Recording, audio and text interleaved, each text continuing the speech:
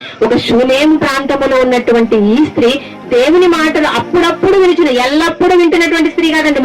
మన గురించి మొట్టమొదటి ప్రారంభంలో చెప్పుకున్నాం కదండి, మనము ఎల్లప్పుడూ వినుచున్నను సత్య విషయమైన అనుభవం జ్ఞానం లేని స్త్రీలు, అవివేక స్త్రీలు.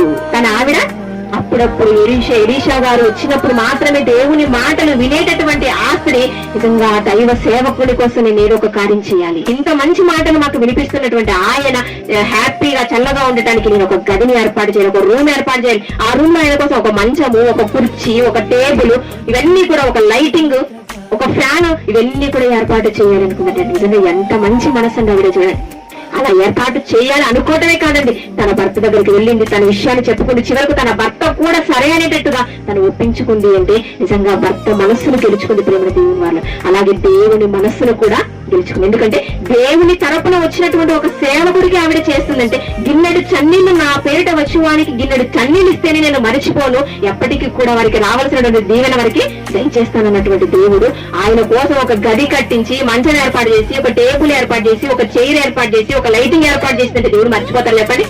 మర్చిపోలేదండి. అందుకే ఆవిడ గురించి ఏం రాయించాడు? ఘనురాలైనటువంటి ఒక స్త్రీ అన్నాడు.